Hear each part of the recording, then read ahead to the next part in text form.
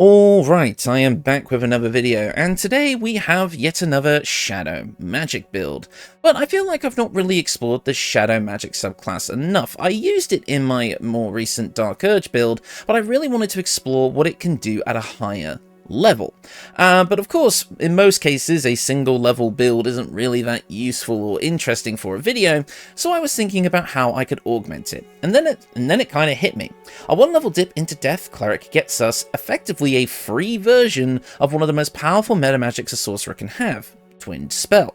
See, with the Reaper feature from Death Cleric, you're able to cast necromancy cantrips targeting 2 targets at once, which is essentially a light version of the twin spell metamagic. And that made me think, okay, well maybe I can make some sort of a shadow magic necromancer kind of light, but is able to use necromantic cantrips in conjunction with the abilities of Shadow Sorcerer and Metamagic to create a powerful teleporting darkness using Shadow Hound petting build. And honestly, it worked out really well. The build itself isn't exactly complicated when it comes to the leveling scheme, but with the combination of equipment that's available to you and the strategies that can be put in place using this scheme, it actually feels very, very fun to play, and I'll be happy to go over it with you all today.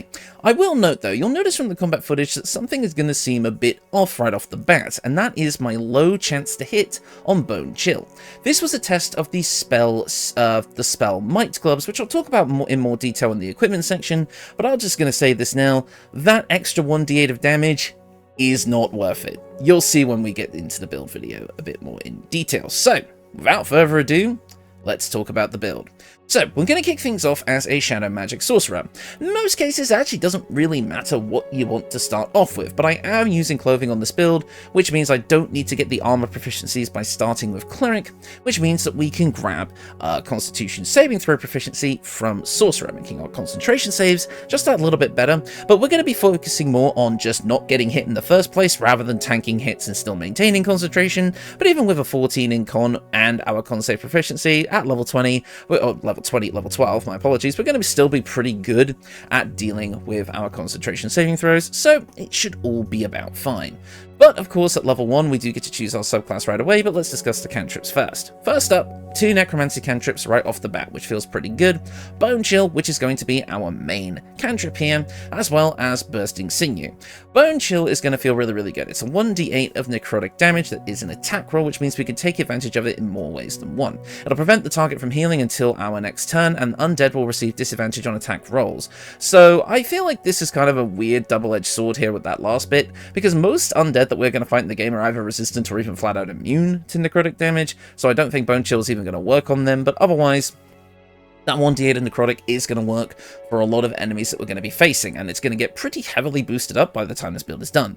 Bursting Sinew is here because it's a necromancy cantrip and does actually work with the Reaper feature, but it's honestly very situational. You deal piercing damage by exploding a nearby corpse that you have to have killed without using necrotic damage, because ironically enough, if you kill someone with necrotic damage, their corpse becomes unusable for things like Animate Dead and Bursting Sinew, which feels very counterintuitive, but hey, it's just how the game works. So you're going to have to be a bit clever if you want to use this one, but it is available to you.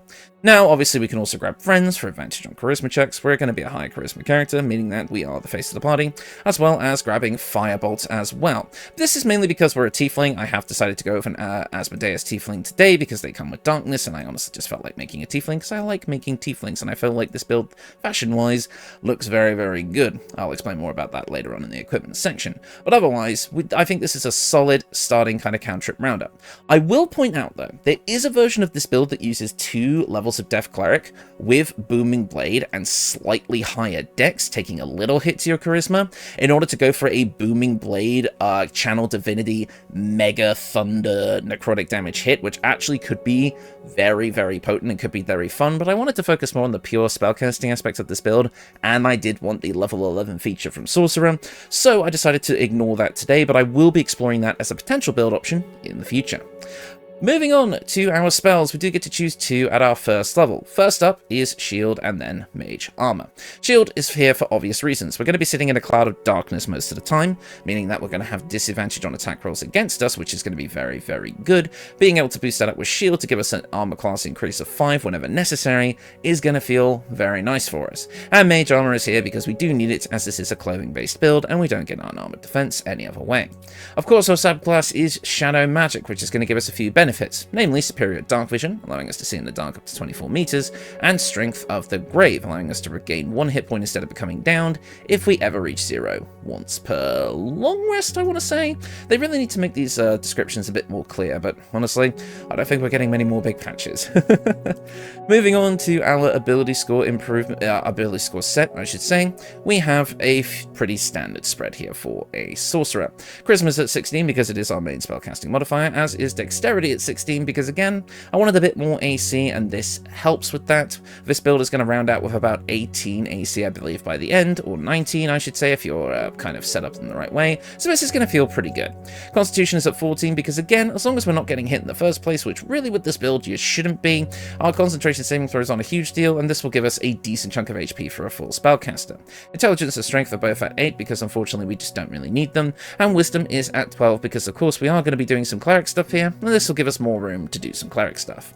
Moving on to our skill proficiencies, I decided to go with the Charlatan background for this build, giving us access to Deception and Sleight of Hand. I like the idea of this kind of Sorceress Tiefling character being a bit of a, you know, like, I guess, like, socialite? I'm not quite sure exactly how to put it, but I thought the idea of them kind of slipping into the shadows, appearing out of nowhere, and kind of engaging in conversation, like swaying people to their favor and then disappearing into the shadows, you know, that sort of thing. It just felt right. But I mean, it does give us a charisma-based skill in deception, so it just felt pretty good. But honestly, choose whatever background you like, it doesn't really matter here. But Sleight of Hand and Deception are fine for us, and I've gone for Persuasion and Arcana here as our skill proficiency, so I wanted a little bit of magic knowledge, but honestly I think most people would pump this into Intimidation, just so you basically have the 3 pillars of kind of charisma-based skills here. So again, that's entirely up to you. But overall, that is level 1.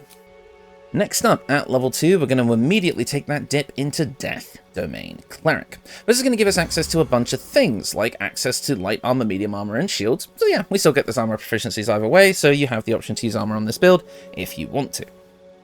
However, I'm not really going to be looking into that here, as again, we are just using clothing. But for our cantrips, pretty standard selection here.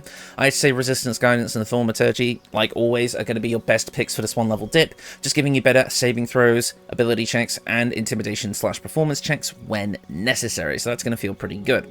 But of course, we're here for the Death Domain subclass.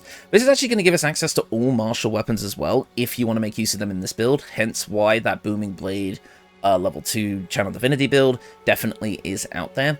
But otherwise, we do gain some more things here, like we're going to get the Toll of the Dead cantrip, which obviously does work with our features, but is a wisdom-based cantrip for us, so it's not going to be as good. We will have some spell save DC boosting effects here, but honestly, it's not really going to feel as good as using Bone Chill in most cases, because Bone Chill is going to be more likely to hit, as that uses our charisma. But Toll of the Dead is here in the off chance that you think a wisdom saving throw off of your wisdom spell-based DC is going to have a higher chance of success, in which, go for it, I guess. But otherwise, we are going to gain access to False Life, which we can use on this build to get temporary HP, which could be nice in the early game, and Ray of Sickness, which again, we're not really going to be able to use, but it's whatever. But here's what we're here for, the Reaper feature. Your Necromancy cantrips that only target one creature can target an additional creature. This is going to allow our Bone Chill to become pretty much a Diet Eldritch Blast that uses necrotic damage. We're basically going to be able to fire two Bone Chills basically wherever we want to at 2 separate targets. Combining this with something like Distant Spell can also be really good if you just basically want to be a Bone Chill sniper hitting multiple enemies at once. Again, that's where that kind of Metamagic synergy comes in, and it feels very good. Here we get to select our necrotic cantrip from Death, which is where Toll of the Dead comes from, and for our deity, it's kind of up to you what you like to choose. Again, I'm not really focused too much on the deity choice here. Again, we did the deity build series, I'm allowed to have a break on this one, but of course, Kalemvor is always a nice choice for Death Domain clerics that maybe aren't necessarily evil. Moving on to our ability scores, as by multiclassing into Cleric, we do get 2 more skill proficiencies. So, at this point it's kind of given us Religion and Insight, and I'm honestly happy to take those. We also do get to prepare 2 spells. Obviously the first one I'm going to grab is Sanctuary. This is amazing for letting us set up our strategy. If we suddenly find ourselves in combat, we can pop Sanctuary on ourselves and have a couple of turns where we're not really going to have to worry about being hit, where we can set up our Darkness, our Hound of Ill Omen, etc, etc. So there's no reason not to take Sanctuary on this build. It will save your life more often than not. And finally, it's kind of up to you really what you want to take here, but I do like Healing Word. Even though it's only going to be a little bit of healing, we can upscale it pretty nicely, and as a quick bonus action heal to ourselves to cure certain status conditions like Maimed, or even to quickly bump up a party member or even our Hound of Ill Omen, having a little bonus action healing word can feel pretty good in certain situations. But obviously there's things like Command or Bless or such like that if you want to go down that route instead, but I did find Healing Word to have some niche uses on this build, so we'll go for that. Now, as I said, Cleric level 2 with the martial weapon proficiency can make use of Channel Divinity and go for the Touch of Death, allowing you to spend your Channel Divinity to deal a massive amount of damage with a melee attack. If you do this on Booming Blade from Sorcerer, with your weapon of choice, I would maybe throw the Knife of the Undermounted King on this build to use your dexterity and have a higher crit rate. Then you can go for basically a big Thunder Necrotic Smite, which would be very, very cool. Combine that with the Amulet of Devout Necklace to be able to do this twice per long rest and also gain a buff to your spell save DC. I think that could be a pretty potent strategy, but it's not one I'm going to be exploring today. But let me know if you want to see that concept used in another build. I feel like I can make that pretty goddamn powerful. Gosh, Oathbreaker Death Knight, Booming Blade. Oh, if that's possible. Good lord, that could be strong. But yeah, that's a potential option to look at in the future. But for now, we're going to go back to Sorcerer. Sorcerer is going to give us access to Metamagic at level 2, but first we do get to choose another spell, and I'm actually going to recommend you grab Chromatic Orb. Chromatic Orb allows you to use a bunch of different elements: thunder, acid, lightning, fire, all the usual elemental damage types. This is going to be really good to synergize with a Hound of Ill Omen feature later, where its blade attack will inflict an omen of a certain element on a target, and if you hit that target with that element, you'll be able to regain sorcery points. So having Chromatic Orb is basically a must on this build, because if your dog inflicts an omen, you're immediately able to gain some resources back by quickly casting Chromatic Orb on that target, maybe as a bonus action with Quicken Spell even if you really need to, just to quickly get some kind of better resource management back. I know I just basically said you're going to spend sorcery points to gain sorcery points. Trust me, math works sometimes, okay? But yeah, a quick Chromatic Orb here and there can really help you manage your limited sorcery points. Moving on to our Metamagic, of course, we don't get Quicken Spell yet, but we do get access to some good ones. I am still going to be taking Twin Spell here, even though most of our cantrips already, or our main cantrip already benefits from this, because this does allow us to now cast Necromancy spells in the same way a bit later on. Things like Blight, which could be very, very fun and thematic. Like you have a twin cast Bone Chill and a twin cast Blight spell. That feels very, very fun to use. But there's also Extended Spell to extend the duration of certain spells that you cast. Distant Spell, again for sniping, can be very, very good, because if you've got two enemies that are quite far away from you, you can still hit them both, even if they're on opposing sides of the map with Distant Spell, and that is actually what I will pick for now. But by the end of this build, you might want to retrain this out, because you do gain the ability to gain a version of this that doesn't cost sorcery points, it only costs a bonus action by the time we hit level 11 of Sorcerer, which could be very good. So you might want to respec this out later, maybe taking Careful Spell for big blasts, or Extended Spell to make your important concentration spells last a bit longer. It's entirely up to you, but we'll go with Distant Spell for now for that kind of sniper feel early on. We also gain Hellish Rebuke from our racial choice at this point, which feels pretty damn nice to have actually. Just a once per long rest fire damage retaliation. Can't hurt. Feels pretty good. Right, let's move on. At Sorcerer level 3, we're going to gain access to level 2 spells, and unfortunately the only necromancy spell we can take at this point is Blindness, but honestly it fits the build. We're able to create areas of darkness which will blind enemies anyway, so now we can enforce that blindness without needing to create a cloud of darkness, and this doesn't require a concentration. It is a con save, so late game enemies are going to have a pretty easy time saving against this, but being able to blind creatures, especially in the early to mid game, is going to feel pretty damn nice, especially when it's not concentration based. At level 3 of Shadow Sorcerer as well, we'll just remember to do this, we do gain an extra sorcery point as well as the Eyes of the Dark feature. This gives us access to the darkness spell without it counting against our already known spells, which is very, very nice. But we also get a version of it that costs 2 sorcery points to cast and makes us immune to blindness, so that we don't get blinded by our own clouds of darkness. I'm just going to tell you this now, we are never going to use this feature. I found that with the sorcery points we're going to be using to summon our Hound of Ill-Omen and to augment our spells through our casting, like say Quicken Spell and all that, I found that even with 11 total sorcery points by the time this build is done, it just didn't feel that good to spend those sorcery points on darkness. So we're actually going to be using the Eversight Ring instead, so that we don't have to use our sorcery points. Because again, this doesn't change the fact that this still needs to use concentration, it only affects the fact that we are able to see in the darkness where our enemies cannot. So for the cost of a ring slot that wasn't really doing much anyway, to instead make it so that we basically effectively gain more sorcery points and still get to use our base strategy, it just made sense that we're not really going to use Eyes of the Dark here. Well, I'll take the actual darkness spell being added to our spell list, but we don't need Eyes of the Dark. We're just going to get rid of that little complication with our ring choice. Moving on to our Metamagic, and of course we're taking Quicken Spell. I like Heightened Spell here because a lot of the necromancy stuff is saving throws, but that's more of the high level necromancy spells that we're going to be getting, and we can get Heightened Spell a bit later on in the build. So for now, Quicken Spell it is. At Sorcerer level 4, we're going to gain access to another cantrip, and at this point, I think Acid Splash or Poison Spray feel like pretty obvious choices here, but I could also see arguments for Ray of Frost specifically for the Omen stuff. But I like Acid Splash. It always felt like kind of a weird, different version of a Necromancy spell to me. It does 1d6 acid damage on a dex save, so it is a saving throw. It doesn't benefit from our Reaper feature, but honestly, sometimes having that different damage option is nice, and if you can quickly huck this at someone who's affected by an Omen of Acid, then it just makes sense. Moving on to our spell selection, though, we do gain another spell at this point. And honestly, it's kind of up to you what you want to pick here. We already basically have everything that I would say that we need for this build. We've taken all the necromancy stuff that we can get at this point. So honestly, it's entirely up to you. There's a ton of good options here, though. Obviously, we have Mirror Image for even more AC, but I found that to be a bit overkill on this build. Misty Step is a great precursor to the teleportation ability that we'll be getting later on in this build, so I feel like that could be a good movement option if you feel like you need to get around the map and make distance. There is Scorching Ray as your kind of standard level 2 fire damage spell, and since we're playing a Tiefling today, I might take that just because I like having more damage options. And again, this spreads out over multiple people, so it still kind of fits the vibe of the build, but does give us the option to do fire damage, especially in a place like Act 2. Moving on, though, we do also get to choose our first feat of the build, and I would say at this point just take an ability score improvement and bump up your charisma to an 18.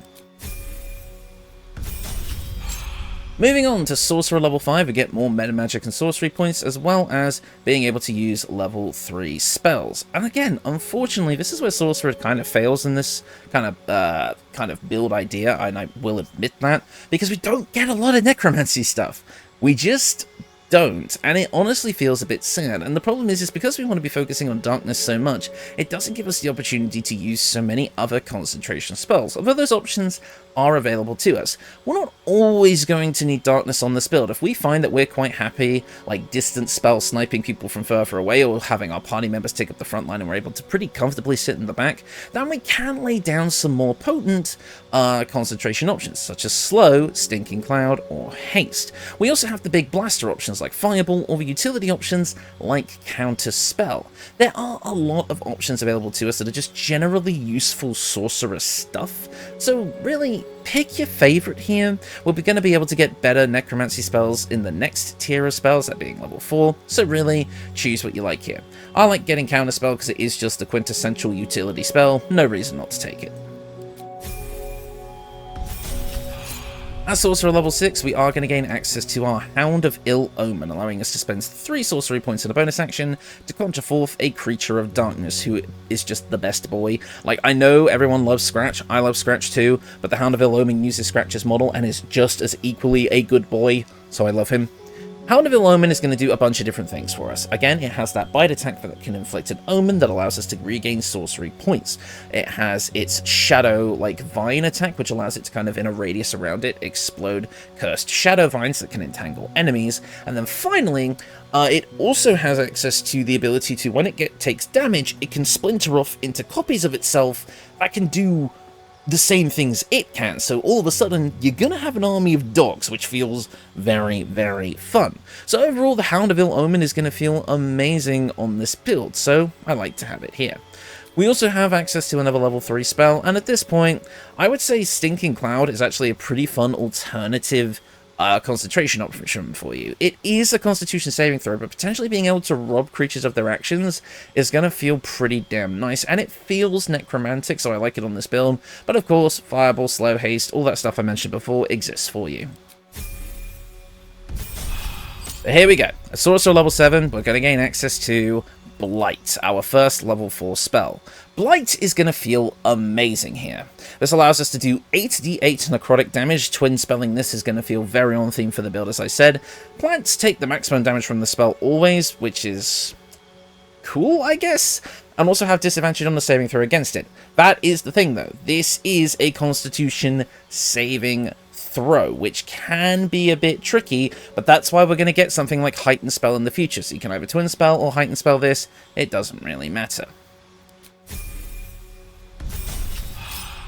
At Sorcerer level 8, we're going to gain access to another level 4 spell, and I do like the idea of picking up greater invisibility here. We don't have anything like expertise in stealth or heck, even proficiency, but I like the idea of being able to, in fact, maybe instead of greater, maybe you would just take the level 2 version, actually, now that I think about it. Yeah, maybe taking invisibility or greater invisibility here, because I do like the idea of, with being able to turn invisible, if we feel like our Cloud of Darkness isn't going to work out for us the way we want it to, we can drop concentration on that, turning invisible instead, and then basically getting to move away for free, forcing our enemies to find us. I feel like it synergizes nicely with the Darkness spell, and I feel like it makes sense. Maybe it's not worth it as a level 4 spell, since we haven't really spec'd into it here, but I think maybe the level 2 spell could be a great choice earlier on in the game if you want, so feel free to choose that if you like. But there's also things like Dimension Door if you want to take one of our friends with us when we teleport, which can always be interesting, Banishment, Confusion, Ice Storm, you do Wall of Fire, Fireball. Like I say, you got all these things available to you, but I think one of the invisibility spells is a really nice kind of niche tech to have on the build, so pick one up. We also do get to choose another feat at this point. Now, with the equipment that I have selected, we actually technically should already have 20 charisma at this point. So really, you have a free feat here, or maybe that ability score improvement into Dex if you are planning to do that second level of Death Cleric that I keep talking about, and probably should have actually made this build, but it's whatever. So you got a lot of options here. Warcaster to give you advantage on saving throws to maintain concentration on the spell can be pretty damn good, as well as using a reaction to cast Shocking Grasp on anyone who tries to move out of that Cloud of Darkness if they're within melee range. Toughness for more HP. What else do we have? Ritual Caster if you want more spells, Mobile for moving around the battlefield, Lucky for those saving throws. These can all work really, really nicely for you, so honestly it is a pick your favorite situation. You basically have a free feat here at total level 9. Warcaster would probably be my pick if I'm not taking an ability score improvement. I would say that is probably the best option if you're worried about taking those hits, but again, with disadvantage on attacks against us and a pretty high armor class, it shouldn't be an issue 99% of the time, but I feel like if you want that safety strat, Warcaster, totally viable on this build. Otherwise, though, I do just like to take an ability score improvement here and bump up our charisma to a 20 for a total of 22, because that just is going to make our currently existing cantrips way more potent, and since that is the main focus of this build, it is what I wanted to go for. Moving on to level 9 of Sorcerer, we're going to gain access to another sorcery point as well as level 5 spells. Which again, there are no necromancy spells, but we do have some things that I feel like fit the bill.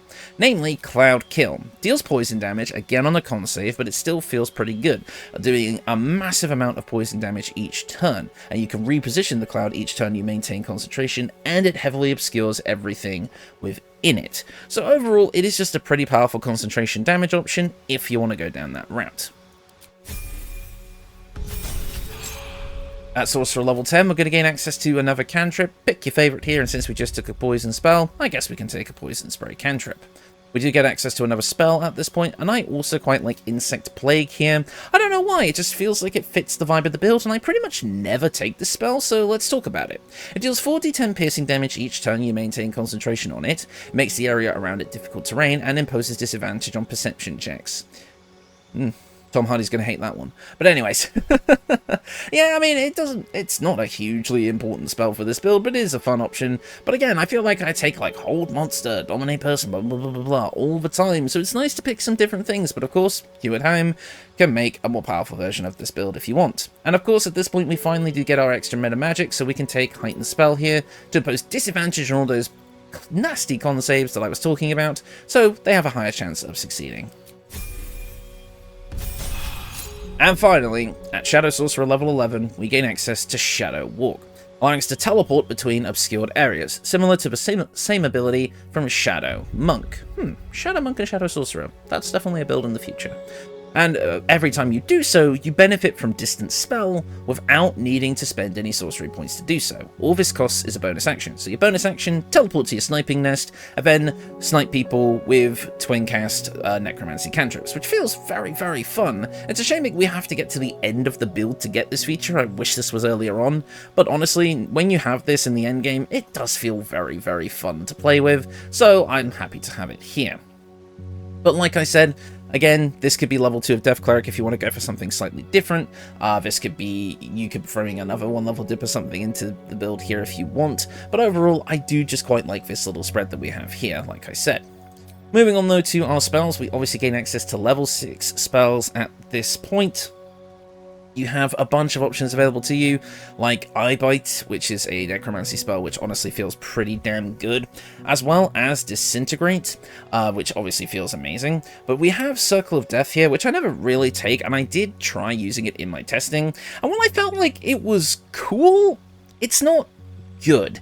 It's a con save, again, which can be an issue. It's a radius of 8d6 necrotic damage, which honestly doesn't feel that powerful when you consider that Blight technically does more damage than this, even though it's technically on a single target.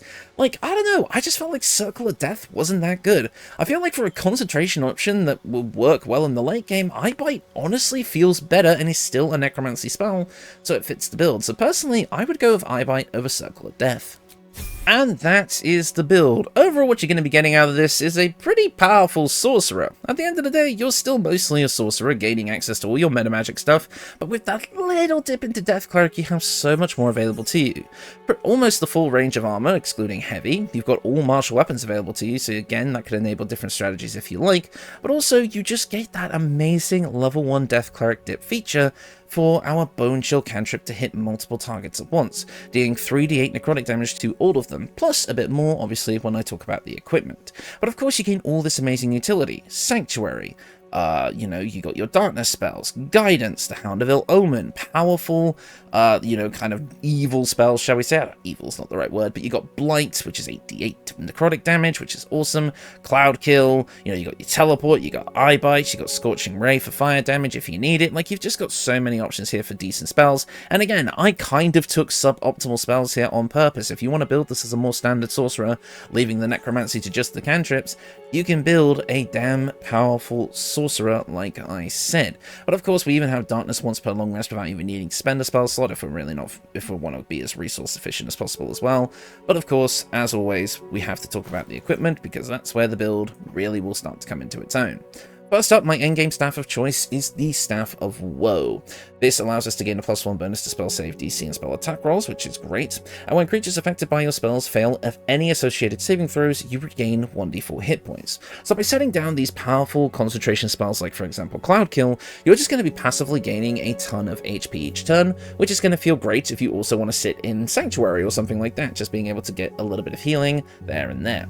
This is also going to give us access to a casting of Blight without needing to use a spell slot once per long rest, cast at level 4, and is also a bound weapon, meaning that we cannot drop it or have it knocked out of our hand, which feels pretty good. Let me just quickly pop on Mage Armour actually while I'm thinking about it. For your early game staff option, you've got the Melf's First Staff. This is just a pretty standard early game option that gives you a +1 bonus to spell save DC and attack rolls. It does also give you a casting of Melf's Acid Arrow, but that's honestly not really a huge deal. You're mainly just here for the spell casting buff. For your equipment, we have the Birthright Hat, adding up our charisma to a total of 22. This is meant to give our cantrips that we're using with our Reaper feature the biggest bang for our buck possible. It increases our spell attack roll chance, as well as combining it with the potent robe to deal as much damage as possible equal to our charisma modifier, adding a +6 damage to each casting of our necrotic cantrips. It feels pretty damn good. But obviously, like I said, by using Birthright, you don't actually have to put your charisma to 22 if you want. If you're happy with your charisma at 20, which would be the normal cap, then you can put those points into dexterity for more AC, constitution for more concentration saves and HP, or again, even use that as leeway for that second level of Death Cleric. Although, like I say, I do like pushing my charisma as high as possible here for that maximum amount of damage, because let's be honest, that's what we're all really about. I like big numbers. I can't help myself. Moving on to our cloak, we do have the Cloak of Protection here just to give us a +1 bonus to armor class and saving throws, because that's going to help with our AC while in darkness, as well as our concentration saving throws as well, if we need to try and maintain them if we are hit on an off chance.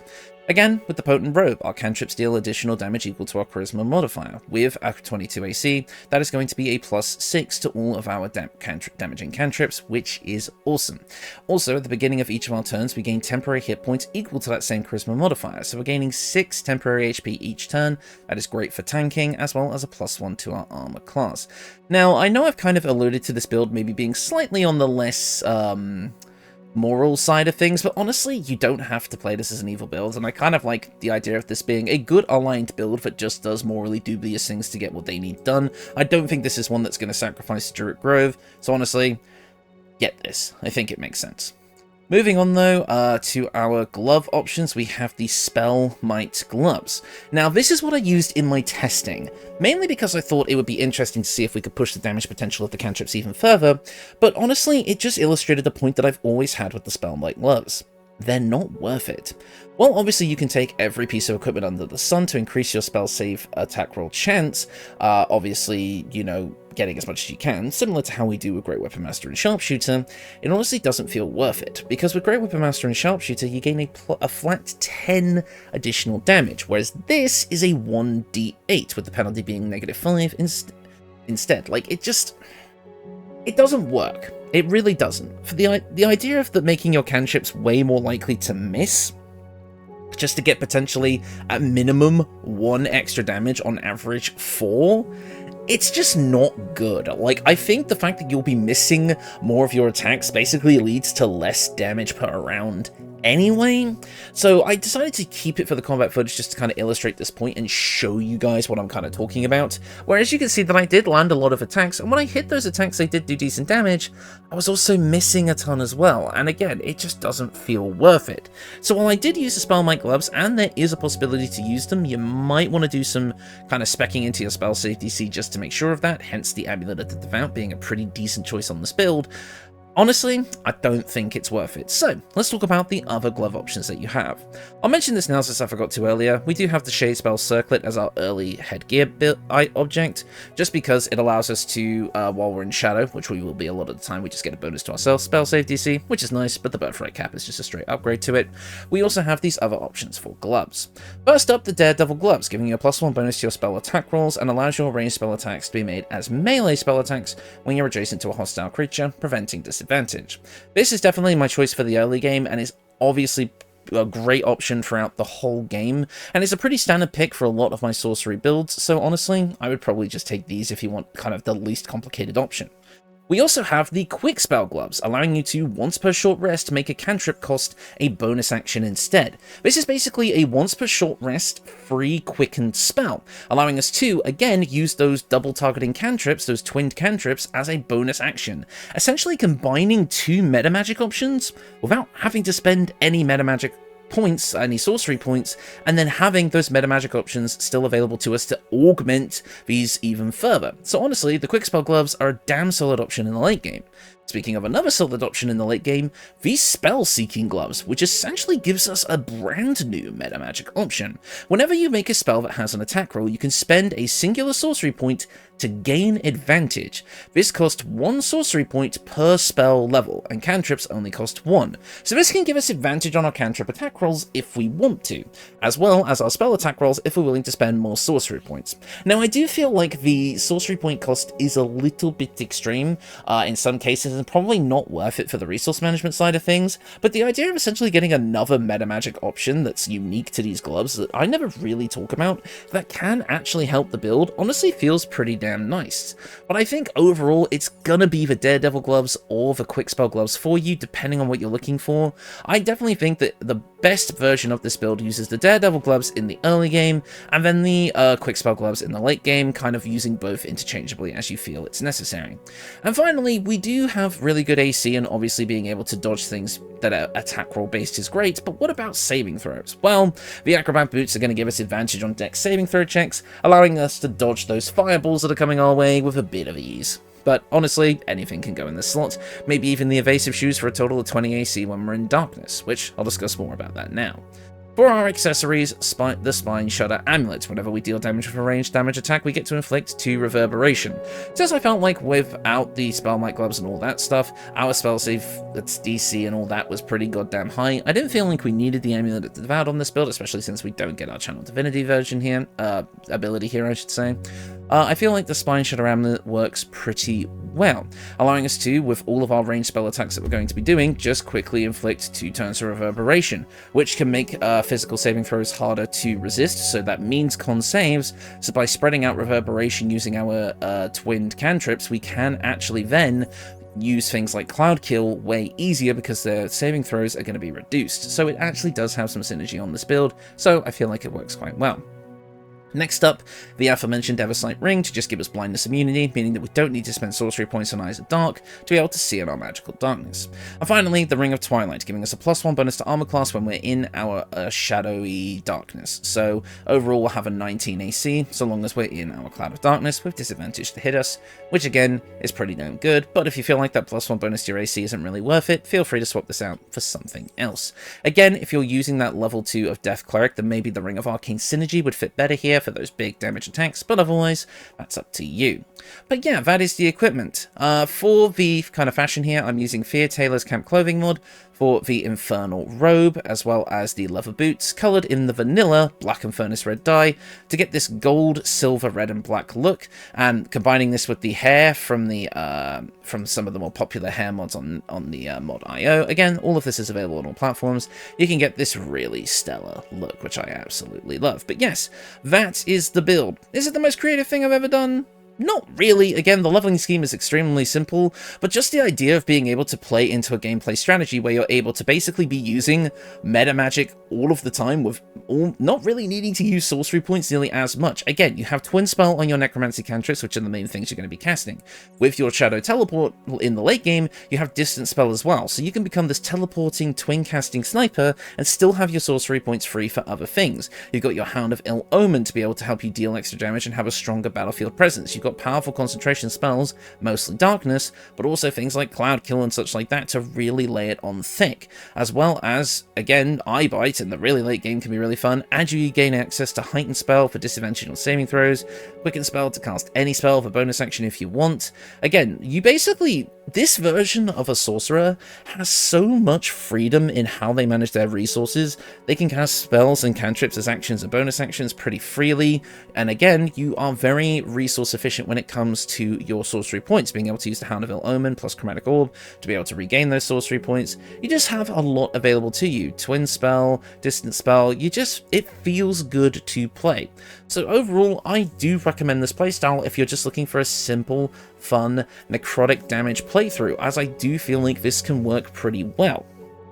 Now, obviously, there is room to explore. Again, you can make this kind of a spell sort of necrotic smites if you want to go down that Channel Divinity Blooming Blade route, which, again, is a concept I'm going to explore further into the future. And yeah, I feel like there is room for variance and like different things you can kind of do with this. I think a lot of people would maybe want to try and find a way to throw 2 levels of Necromancy Wizard in this as well, to get the level 2 feature there. So honestly, play around with this concept. I feel like there is room to expand and grow on it, but I did really want to take advantage of all of Shadow Sorcerer's abilities, and this build is able to do that very, very effectively. Yes, we technically do lose a feat, but it's not a feat that we really needed. I feel like that level 1 dip for the Reaper feature is just giving us more than that feat would really give us overall. If I'm being 100% honest, I feel like that twin hitting cantrip just feels too good. But I guess to end off this video, we've talked about the Shadow of Death, but I guess now that we're at the end, I realise that there is nothing left. So I'll end the video here. Thank you all so much for watching, and I will see you all next time. Goodbye.